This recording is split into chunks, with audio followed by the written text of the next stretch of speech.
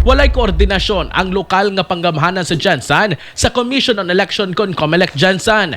Kalabutan sa mga requirements sa profiling alang sa fuel subsidy sa mga apektadong tricycle driver. Ang pagkadismaya gipaabot ni Clint Vincent Dumagit, Election Officer 2 sa COMELEC Jansan.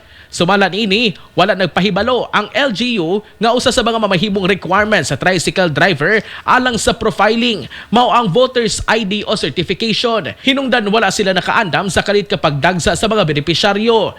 Kahinumduman nga niniaging Biyernes, gi-cut off sa COMELEC ang ilang registration sa usa ka mall tungod gitapukan sila sa mga tricycle driver. Samtang kagahapon, nagkayagaw usab ang pipila sa ilang buhatan aron makakuha lang og voter certification. Murag na ano ka, na-shock ka ba? Nga dagsaan sa tao, dili ba mo makontrol na yun? Even the LGU. Wala communication sa mua. So dapat manggod na siya. Dahil communication from LGU to election officer. Para dili natay transparency ba nga, para maayo ato ang flow sa ato ang pag-issuean sa certification, makaready mi ba? Gikabutyag usab ni Atty. Jong Gonzales labaw sa Public Safety Office nga wala usab nila na matikdan ang kalit kapag dagsa sa katawhan sa ilang buhatan. With all due respect sa COMELEC, no, hindi naman siguro kailangan mag-coordinate yung local government sa kanila kasi trabaho rin naman po nila yung mag-issue ng voter certificate. But anyway, yes, makakatulong din kung nasabihan natin ng COMELEC.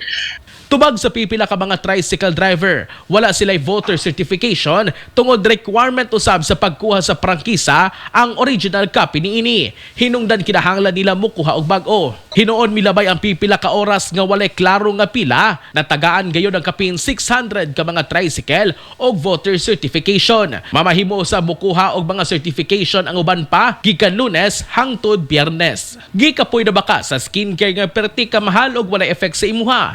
Diri na ta sa kape nga dunay collagen o glutathione para sa always glowing ug malaartista nga skin.